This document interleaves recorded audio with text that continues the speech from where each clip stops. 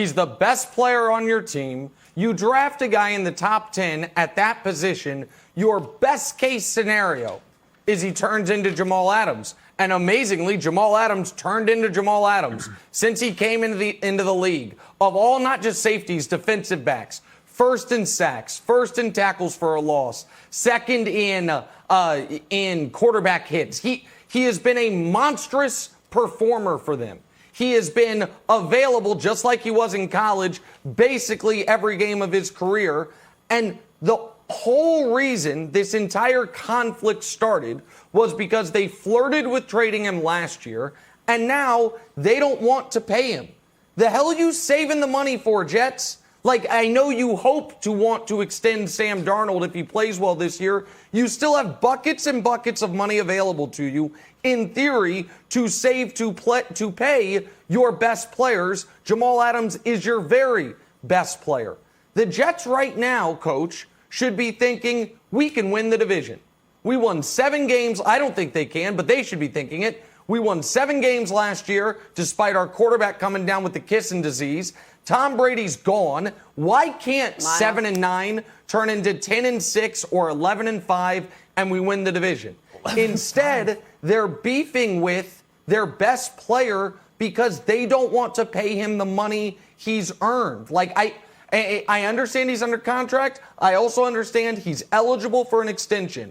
And if Jamal Adams hasn't earned the extension early, then nobody can earn the extension early. So I don't know why the Jets are setting up unnecessary hurdles in their path if they want to be a relevant football team again, Coach.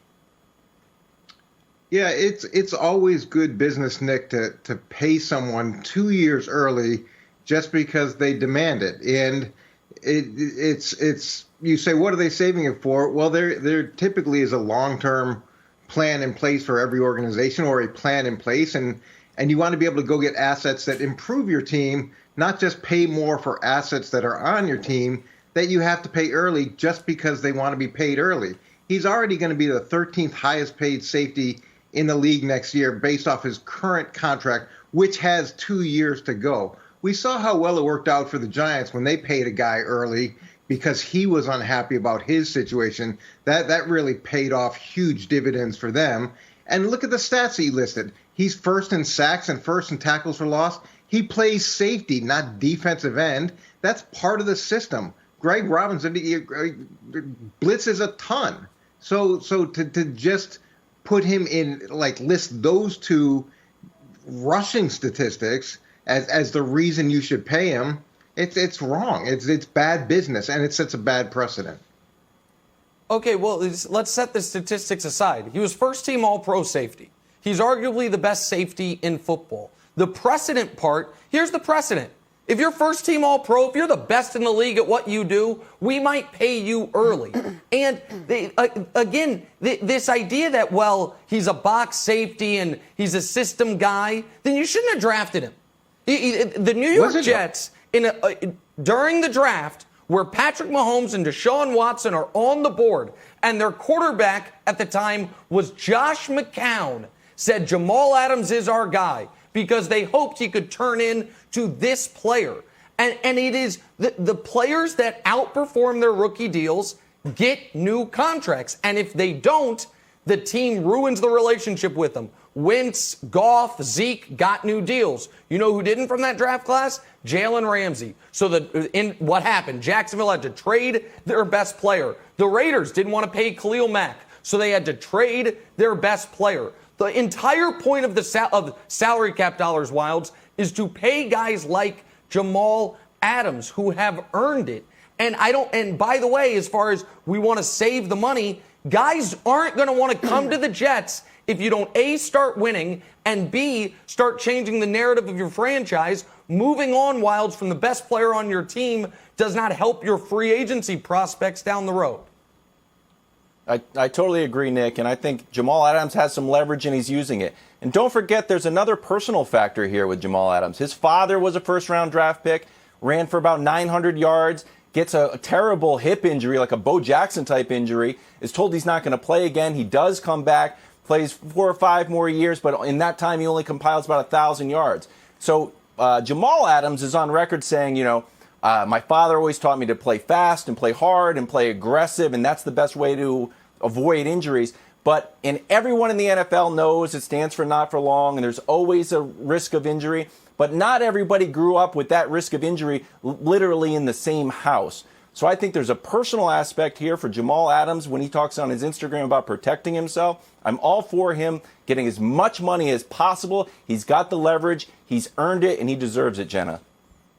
Wait. All right, so that's the Jets side. Oh, go ahead. Go ahead. Oh, here goes Mangini. I'm just saying. Because the Jets made a mistake and didn't draft Patrick Mahomes, now they should pay a safety 2 years early. That was Nick's initial argument, and he said first team All Pro. Wasn't Mitch Trubisky first team All Pro a couple of years ago? Like, are these the only bars that we're using, Nick? You set this precedent of paying guys early, and you think that it doesn't apply to the rest of the team, but it does.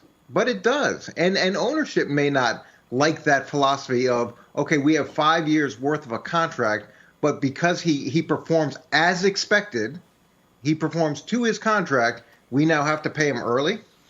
Okay. So a couple things. First of all, just to be fair, and I don't mean to jump on here, Trubisky was not first team All Pro, not even close. He was a Pro Bowler. First team All Pro is very different. Trubisky never sniffed it. First team All Pro means you're the best in the league at what you do. I'm not even, obviously they should have drafted Mahomes or Watson, but set that aside. They didn't want to draft a quarterback. You drafted a player believing maybe one day he can be the best in the league at what he does. He already is that. And I think it's a little unfair to do this 2 years left on the contract thing. The rookie contracts, first round picks, are 4 years with a fifth year option. That fifth year is there in theory if you're unsure. It's like, well, he's been good, but he's been hurt. He's shown flashes. We don't want to give up on him. That not as a hammer to hang over the guy's head.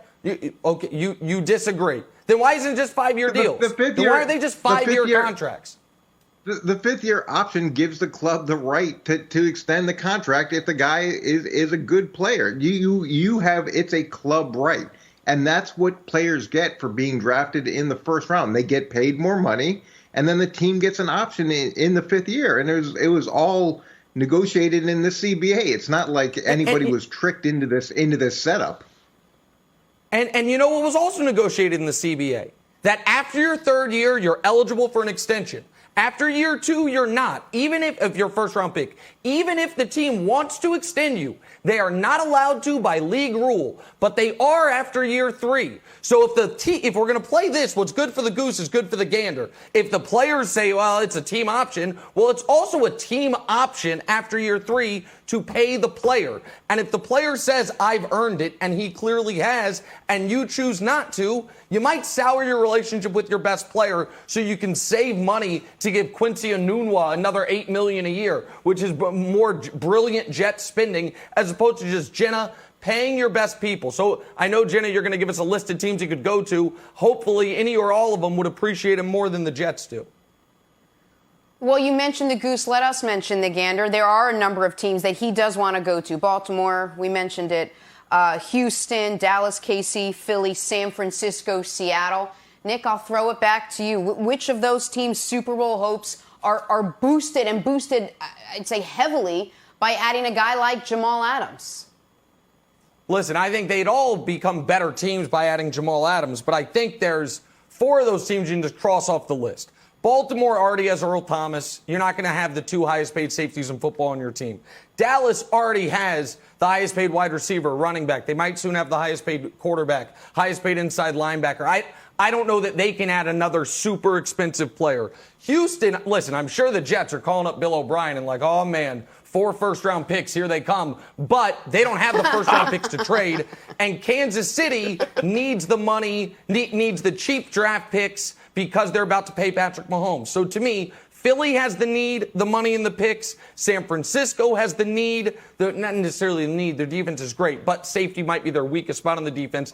They have the money and the picks. And Seattle, coach, has the need, the money, and the picks. So of those 7, those 3 teams, to me, coach, would be the most viable.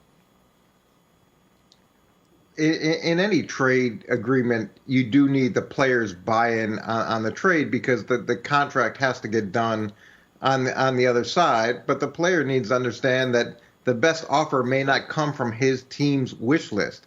So now not only do you want to get traded, not only do you want to get paid, but there's only a certain amount of teams that you want to get traded to and paid by.